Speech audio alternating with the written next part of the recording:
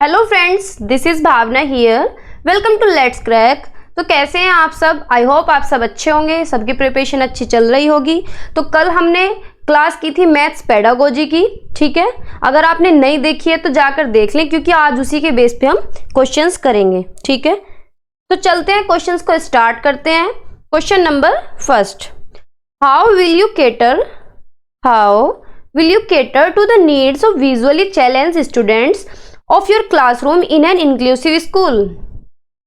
आप एक समावेशी विद्यालय में अपनी कक्षा के दृष्टिबाधित विद्यार्थियों की आवश्यकताओं की पूर्ति कैसे करेंगे? यानी जिन बच्चों को देखने में प्रॉब्लम है, दृष्टिबाधित जो बच्चे हैं, उनकी नीड्स को कैसे पूरा करेंगे एक इंक्लूसिव क्लासरूम में। इंक्लूसिव क्या होता है? जहाँ पे सभी बच्चों को एक साथ लेके पढ़ाया जाता है, यानी एजुकेशन फॉर ऑल, सभी के लिए समान शिक्षा। A option, use alternate teaching learning methods and resources. वैकल्पिक शिक्षण अधिगम विधियों और संसाधनों का प्रयोग करें, कि उन्हें अल्टरनेट मेथड्स प्रोवाइड करें। अगर कम दिख रहा है तो आगे बैठाएं, और बिल्कुल नहीं दिख रहा है तो उन्हें touch and feel material provide करें, या ब्रेल लिपि का प्रावधान हो। B option, send them to special educator, कि स्पेशल एडुकेटर के पास भेजें, स्पेशल टीचर्स के पास भेजें। Provide them extra time for practice, की प्रैक्टिस के लिए उन्हें टाइम दें। Make them sit with high achiever, जो हाई अचीवर्स हैं यानी गिफ्टेड बच्चे हैं, सुपीरियर बच्चे हैं, उनके साथ बैठा दें। तो बताइए क्या ऑप्शन होगा? अगर उन्हें इंटेलिजेंट बच्चों के पास या हाई अचीवर्स के पास बैठा देंगे तो उन्हें तो इंफीरियर फील होगा, ठीक है। तो ये ऑप्शन हमारा नहीं होगा। Provide them extra time for practice, practice करना नेगेटिव पॉइंट है, हमें बच्चे को प्रैक्टिस नहीं करानी है, ठीक है। Send them to special educator, कि जो स्पेशल एडुकेटर हैं इसी चीज में जिन्होंने मास्टरी की है उनके पास भेजें, तो ऐसा भी गलत है। तो इंक्लूसिव एजुकेशन तो होती है सभी के लिए समान शिक्षा, ऐसा नहीं है कि दृष्टिबाधित बच्चे हैं तो उन्हें अलग क्लास में पढ़ाएं, सभी को एक क्लास में लेकर चलना होता है। तो ए ऑप्शन हमारा यहाँ पे ठीक होता है कि उनके लिए अलग मेथड्स यूज करेंगे, नए नए तरीके यूज करेंगे, जिससे कि वो अच्छे से ग्रैब कर सकें, ठीक है। आगे चलते हैं। Question number 2, which of the following is not a mathematical process. ये सभी प्रीवियस ईयर में आए हुए क्वेश्चंस हैं, ठीक है। जो हमने कल क्लास की थी उसी के बेस के सारे क्वेश्चन हैं, ठीक है, जो टॉपिक कल किए थे। निम्नलिखित में से कौन एक गणितीय प्रक्रिया नहीं है? विजुअलाइजेशन, यानी दृश्य देख के पढ़ना, जैसे विजुअल एड्स होते हैं, ऑडियो विजुअल एड्स होते हैं। मेमोराइजेशन, रट के पढ़ना या याद करना। एस्टिमेशन, अनुमान लगाना। ट्रांसपोजिशन, स्थानांतरण करना। तो बताइए क्या होगा ऑप्शन? ट्रांसपोजिशन भी ठीक है, एस्टिमेशन भी करना चाहिए बच्चे को, अनुमान भी लगाना चाहिए, अप्रोक्सीमेशन भी करना चाहिए, यानी अप्रोक्सीमेशन होता है कि निकटतम पहुंचना आंसर के। विजुअलाइजेशन भी करना चाहिए, अपने अपने माइंड में इमेज बनाए। तो बी ऑप्शन हमारा यहाँ पे गलत है, नोट पूछा है, ठीक है। हमें रटना नहीं है, ना याद कराना है, ठीक है। ऑप्शन नंबर 2 यहाँ पे करेक्ट है। आगे चलते हैं। As per the recommendation of NCF 2005, primary school mathematical curriculum should. NCF 2005 की सिफारिश के अनुसार प्राथमिक विद्यालय गणित पाठ्यक्रम होना चाहिए। किस तरह का होना चाहिए? फोकस ऑन प्रोसीजर नॉलेज, जो प्रोसीजर नॉलेज पे फोकस करे। Provide rigor in mathematics concept, गणितीय अवधारणाओं में कठोरता प्रदान करे, यानी स्ट्रिक्टनेस हो, रिजिड हो। Prepare children for advance mathematic, कि बच्चे को इस तरह से प्रिपेयर करें कि वो एडवांस मैथमेटिक भी कर ले, यानी यूनिवर्सिटी एजुकेशन की भी क्लासेस कर ले। Relate to children's everyday experience, या फिर बच्चे को इस तरह का मटेरियल प्रोवाइड करें, इस तरह की क्लासेस प्रोवाइड करें कि उसकी रियल लाइफ से रिलेट हो सके, बच्चों के रोजमर्रा के अनुभव से संबंधित हो। तो बताइए कौन सा ऑप्शन होगा? ए ऑप्शन तो हमारा नहीं होगा, हमें फोकस करना है कंसेप्चुअल नॉलेज पे, ना कि प्रोसीजर नॉलेज पे, ठीक है। तो ये तो गलत हुआ। Provide rigor in mathematical concept, हमें रिगर नहीं, रिजिड नहीं, फ्लेक्सिबल कंसेप्ट यूज करने हैं, ठीक है। Prepare children for advance mathematic, तो हमें उन्हें मास्टरी नहीं करानी है।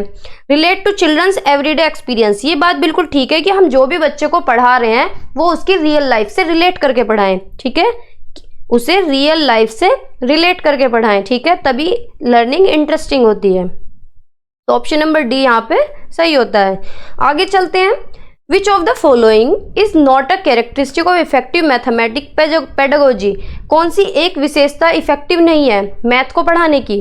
A option, follow strict time rules when introducing a new concept, जब भी कोई नया कंसेप्ट बच्चे को पढ़ा रहे हैं तो स्ट्रिक्ट रूल्स हो, स्ट्रिक्ट टाइम्स हो, बिल्कुल कठोरता से, स्ट्रिक्टनेस के साथ।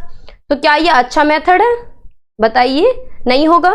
Focusing patterns of student errors, छात्रों की त्रुटियों के पैटर्न पर ध्यान केंद्रित करना, ये बात ठीक हो सकती है कि बच्चे जहां एरर कर रहे हैं वहां ध्यान दें, वहां ठीक करने की कोशिश करें। Making connections with everyday experience, कि बच्चों की लाइफ से कनेक्ट करके पढ़ाएं, उनके अनुभवों से जोड़ें, तो ये बात भी ठीक है। Using various teaching learning strategies for a single concept, कि अगर कोई चीज पढ़ा रहे हैं, कोई भी कंसेप्ट हम समझा रहे हैं, तो उसमें तरह तरह के मेथड्स यूज करें जिससे बच्चे को इजीली समझ आ जाए। ठीक है, तो ये भी ठीक है। तो नोट पूछा है इसमें कि गलत कौन सा है, तो ए ऑप्शन हमारा यहाँ पे सही होता है कि एक नई अवधारणा को पेश करते समय सख्त समय नियमों का पालन करना चाहिए। तो इस तरह का पालन हमें नहीं करना चाहिए। ठीक है, नहीं पूछा है। ठीक है, तो ऑप्शन नंबर फर्स्ट यहाँ पे सही होता है। आगे चलते हैं। Why are Roman numerals not commonly used in writing numbers like the Hindu Arabic numerals? जब कल हम पेडागोजी कर रहे थे उसमें लास्ट पॉइंट था। ठीक है, सीधा क्वेश्चन वहीं से ही बन रहा है। रोमन अंक आमतौर पर हिंदू अरेबिक अंकों की तरह संख्याओं को लिखने में उपयोग क्यों नहीं किए जाते हैं? रोमन नंबर्स होती हैं ये, फर्स्ट, सेकंड, थर्ड, इन्हें रोमन नंबर्स बोलते हैं। ठीक है, हिंदू अरेबिक नंबर्स होते हैं ये 1, 2, 3 जो हम यूज करते हैं। तो ऑप्शंस पढ़ते हैं कि हमें क्यों यूज नहीं करने चाहिए। The Roman numbers do not employ place value, so calculations are difficult to perform using these numerals. तो ये बात बिल्कुल ठीक है कि हमें रोमन नंबर्स इसलिए हम यूज नहीं कर पाते क्योंकि इनके अंदर प्लेस वैल्यू नहीं होती है। ठीक है, तो कैलकुलेशंस में प्रॉब्लम होती है। तो ऑप्शन नंबर ए हमारा यहाँ पे ठीक है। Roman numbers are difficult to remember, कि रोमन नंबर याद करने में कठिनाई आती है, तो ऐसा नहीं है, याद तो हो जाते हैं। Formation of numbers using Roman numbers is complicated task, कि रोमन नंबर फॉर्मेट करने में ये एक कॉम्प्लिकेटेड टास्क है। रोमन अंकों का उपयोग करके संख्याओं का निर्माण एक जटिल कार्य है। Children gate confused with the English alphabet and Roman numerals, तो ऐसा भी नहीं है। ठीक है, तो ए ऑप्शन हमारा ठीक होता है कि हम रोमन नंबर इसलिए यूज नहीं कर पाते हैं क्योंकि उनके अंदर प्लेस वैल्यू नहीं होती, तो कैलकुलेशन में प्रॉब्लम होती है। ठीक है, तो ए ऑप्शन यहाँ पे ठीक होता है। Question number 6, the learning outcomes in mathematics are developed, गणित में सीखने के परिणाम विकसित होते हैं। Such that children may be told small steps for calculation, ताकि बच्चों को गणना के लिए छोटे कदम बताए जा सकें। तो ये बात ठीक है। गणित में सीखने के परिणाम कैसे विकसित होते हैं कि स्मॉल स्टेप्स करें, यानी बच्चा क्या करे, बच्चों को गणना के लिए छोटे छोटे कदम बताए जा सके, यानी छोटे छोटे स्टेप्स सिखाए जा सकें। तो ये ऑप्शन हमारा ठीक है। To increase the achievement of children's in various educational surveys, कि विभिन्न शैक्षणिक सर्वेक्षणों में बच्चों की उपलब्धि बढ़ाने के लिए, तो ऐसा नहीं है। टू डिफाइन क्लास वाइज तो कंपटीशन कराएं, ये बात भी गलत है। To prepare children for year end examination, की फाइनल एग्जाम्स के लिए पढ़ाएं कि लास्ट में जाके रिजल्ट अच्छा है, तो ऐसा नहीं है। सुमेटिव असेसमेंट को कोई भी पॉलिसी फॉलो नहीं करती है। हमें फॉर्मेटिव असेसमेंट कराना है, यानी बच्चे को इसलिए पढ़ाना है कि साथ के साथ ही उसका आकलन होता रहे। ठीक है, तो ए ऑप्शन यहाँ पे ठीक है। आगे चलते हैं। Which one of the following statement is true with respect to mathematics learning, गणित सीखने के संबंध निम्नलिखित में से कौन सा कथन सत्य है? Mathematics is a difficult subject to learn, कि मैथ सीखने के लिए एक कठिन विषय है, क्या ऐसा है? बताइए।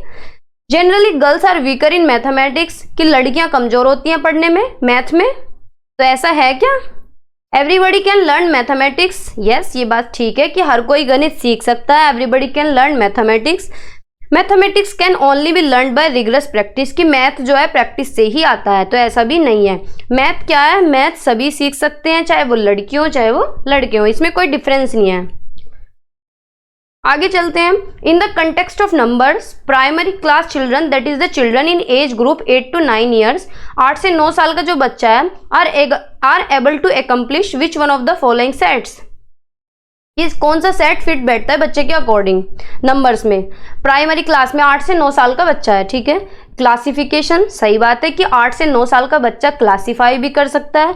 रिवर्सिबिलिटी, पलटाव करके भी सोच सकता है। प्रोपोर्शनल रीजनिंग, लेकिन प्रोपोर्शनल रीजनिंग नहीं लगा सकता बच्चा। ठीक है, क्योंकि एज छोटी है बच्चे की, धीरे धीरे जैसे जैसे एज बढ़ेगी तब बच्चे के अंदर प्रोपोर्शनल रीजनिंग आएगी। तो ये ऑप्शन नहीं हो सकता, इसमें भी प्रोपोर्शनल रीजनिंग दी गई है, तो ये भी नहीं होगा। इसमें भी दी गई है प्रोपोर्शनल रीजनिंग, तो ये भी नहीं होगा। तो ऑप्शन नंबर डी हमारा यहाँ पे ठीक होगा, सीरिएशन, क्लासिफिकेशन एंड रिवर्सिबिलिटी। इस तरह हम एलिमिनेट भी कर सकते हैं ऑप्शंस को। विच of the question number 9, which of the following aspects of shapes is not dealt with primary level.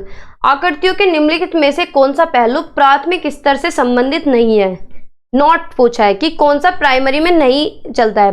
Pattern तो बच्चे यूज करते हैं, सिमेट्री भी यूज करते हैं, जैसे ये ट्राइंगल है तो बीच से सिमेट्री जा रही है, तो ये भी हम पढ़ते हैं छोटे बच्चों की क्लास में। टेसिलेशन भी होता है, यानी चटाई की जोड़ जोड़ के बना रहे हैं, इस तरह से ये ऐसे ऐसे बना रहे हैं तो चटाई जैसे बनती है, तो टेसिलेशन भी होता है। लेकिन एंगल का यूज नहीं होता है, ठीक है, कोण का यूज नहीं होता है, ठीक है। तो ऑप्शन नंबर सी हमारा यहाँ पे ठीक होता है। आगे चलते हैं। Question number 10, which of the following can not be considered as a reason for fear and failure in mathematics. निम्न में से किसे भय का कारण नहीं माना जा सकता और गणित में फेल होने का कारण। क्लासरूम एक्सपीरियंस, ठीक है, symbolic notations, structure of mathematics, या फिर जेंडर डिफरेंसेस। तो कोई भी कारण हो सकता है, लेकिन जेंडर डिफरेंसेस कोई ऐसा कारण नहीं है कि जिसकी वजह से डर लगे। जेंडर डिफरेंसेस लड़के लड़कियों से ऐसे इससे थोड़ी डर लगेगा, कोई फेलर का कारण वो थोड़ी हो सकता है। तो लिंग अंतर नहीं हो सकता, ठीक है। हमारे डर का, फेलर का कारण मैथमेटिक्स में जेंडर डिफरेंसेस नहीं हो सकता। तो ऑप्शन नंबर डी हमारा यहाँ पे ठीक है। Question number 11, errors play an important role in mathematics, this statement is. त्रुटियां गणित में महत्वपूर्ण भूमिका निभाती हैं, यह कथन है गलत है। एरर्स गलत है, as there is no scope of error in mathematics, कि गलत है क्योंकि गणित में त्रुटियों की कोई गुंजाइश नहीं होती। तो ऐसा है क्या, गलती नहीं होती है क्या मैथ में। False as error indicate carelessness, कि अगर कोई बच्चा एरर कर रहा है तो वो लापरवाह है, तो ऐसा भी नहीं है, ठीक है। True as they give ideas about how children construct mathematical concept, ये बात बिल्कुल ठीक है कि जो एरर्स होते हैं वो सही हैं, वो आइडियाज देते हैं बच्चे को कि मैथ को किस तरह से करना है, किस तरह से कंसेप्ट करने हैं। गलती होगी तभी तो ठीक होगी, ठीक है। तो एरर्स जो है कोई दिक्कत नहीं है, एरर्स सभी पे होते हैं और करने चाहिए। एरर विंडो का काम करते हैं कि बच्चा एरर्स करता है फिर उन्हें ठीक करता है, ठीक है। True as they give feedback to their students about their marks, तो मार्क्स की बात हम नहीं करते, मार्क्स नेगेटिव वर्ड होता है, ठीक है। Question number 12, mathematical communication refers to, गणितीय संचार को संदर्भित करता है क्या।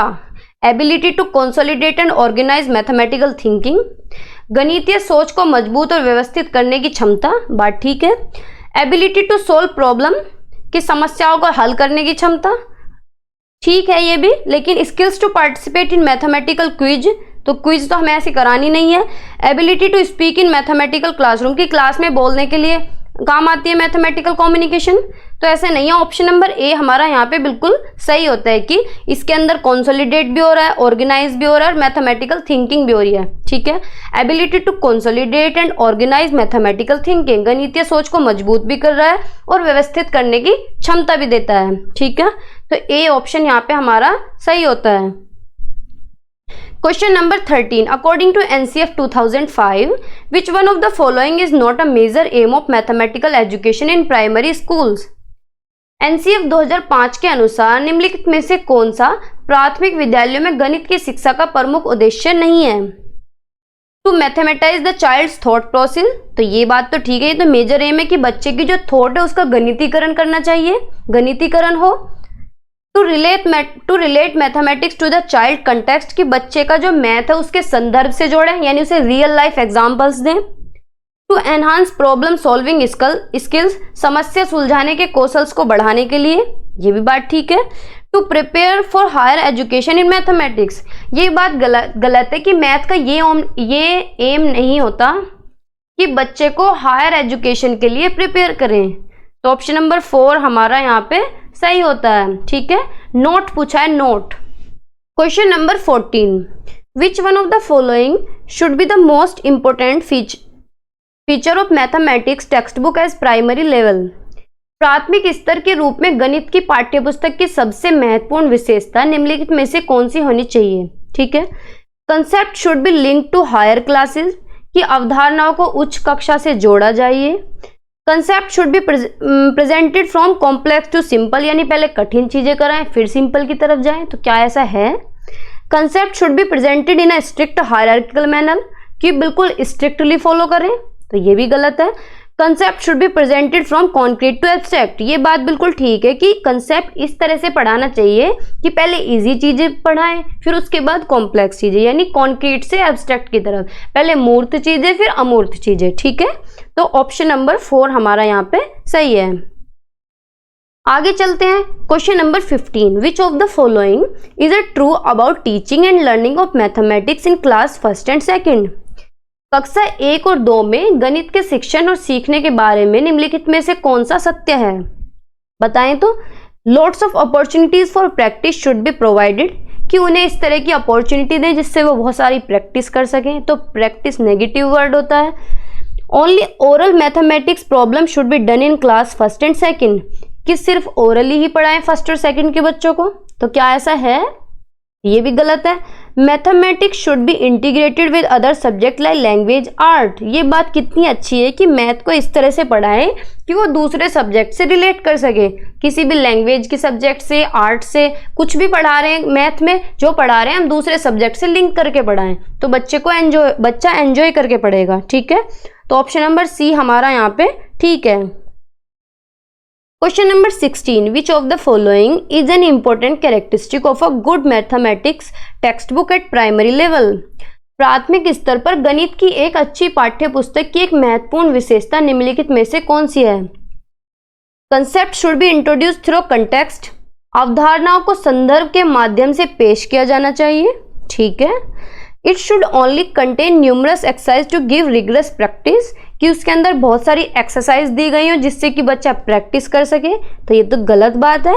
It should be attractive and colourful, कि वो अट्रैक्टिव हो, बहुत सारे कलर्स हो रहे हैं उसके पेजेस में, तो ये तो कोई बात नहीं हुई। It must be thick and large, कि बहुत मोटी और बहुत बड़ी बुक होनी चाहिए, तो ये भी गलत है। ए ऑप्शन हमारा यहाँ पे ठीक होता है कि कंसेप्ट को इस तरह से पढ़ाएं कि उसके संदर्भ से रिलेट कर सकें, उसकी रियल लाइफ से रिलेट कर सकें, उसके एनवायरनमेंट से लिंक करके पढ़ाएं। ठीक है, उसके अनुभव के बेस पे पढ़ाएं। ठीक है, तो ए ऑप्शन हमारा यहाँ पे ठीक है। Question number 17, communication in mathematics class refers to developing ability to. गणित की शिक्षा में संचार का तात्पर्य की विकासशील क्षमता से है। Interpret data by looking at bar graph, एक बार ग्राफ को देखकर डेटा की व्याख्या करें। Give prompt response two questions asked in the class, कक्षा में पूछे गए प्रश्नों का त्वरित उत्तर दें। Contradict the views of others on problems of mathematics, एक गणित की समस्याओं पर दूसरों के विचारों का खंडन करना। तो क्या बताइए ये है क्या option? Organise, consolidate and express mathematical thinking, तो ये ऑप्शन कितना अच्छा है कि ऑर्गेनाइज करें, यानी गणित की सोच को व्यवस्थित करें, समेकित करें और व्यक्त करें, एक्सप्रेस करें, तो तीनों ही वर्ड कितने अच्छे हैं। मैथ की कम्युनिकेशन अच्छी हो जाएगी। ऑर्गेनाइज करना है हमें अपने वर्ड्स को, थिंकिंग को कंसोलिडेट करना है और अच्छे से एक्सप्रेस करना है। ठीक है। Question number 18, national curriculum framework 2005 recommends that teaching of mathematics eight primary level should focus on. राष्ट्रीय पाठ्यचर्या की रूपरेखा 2005 अनुशंसा करती है कि प्राथमिक स्तर पर गणित के शिक्षण पर ध्यान देना चाहिए। इसलिए प्रिपेयर फॉर हायर मैथमेटिक्स की यूनिवर्सिटी एजुकेशन के लिए या हायर मैथमेटिक्स को पढ़ने के लिए फोकस करना चाहिए, तो क्या ऐसा है? ये तो गलत बात है। एब्स्ट्रैक्ट कंसेप्ट ऑफ मैथमेटिक्स, गणित की अमूर्त अवधारणाओं के लिए। Help student to connect classroom learning with everyday life, कि छात्रों को कक्षा के सीखने को रोजमर्रा जिंदगी से जोड़ने में मदद करना, ये बात बिल्कुल ठीक है। Helping student to acquire international standards in learning of mathematics, कि इस वजह से पढ़ाएं कि इंटरनेशनल स्टैंडर्ड तक को फॉलो कर सके वो, तो सारे ही ऑप्शन ये गलत हैं। थर्ड ऑप्शन हमारा ठीक है। इससे अच्छी बात क्या हो सकती है अगर हम बच्चे की रोजमर्रा की जिंदगी से कोई चीज कनेक्ट कर पा रहे हैं, कोई भी सब्जेक्ट, ये मैथ पेडागोजी की बात नहीं है, सारे सब्जेक्ट की पेडागोजी एनवायरनमेंट से लिंक करके पढ़ाना, ये अच्छी बात है। ठीक है, तो ऑप्शन नंबर सी हमारा यहाँ पे सही होता है। विच one of the following is not an important aspect of number sense.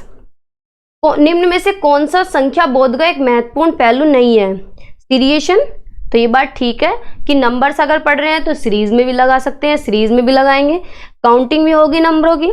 Writing numbers लिख भी सकते हैं, लेकिन कंजर्वेशन ऑप्शन यहाँ पे अलग हो गया। कंजर्वेशन का कोई काम नहीं है, सीरिएशन कर सकते हैं, काउंटिंग और नंबर को लिख सकते हैं। ठीक है, आगे चलते हैं। The main goal of mathematics education is, गणित शिक्षण का मुख्य लक्ष्य क्या है? To develop children's ability for mathematisation, बात ठीक है, गणित के लिए बच्चों की क्षमताओं को विकसित करने के लिए, सही बात है।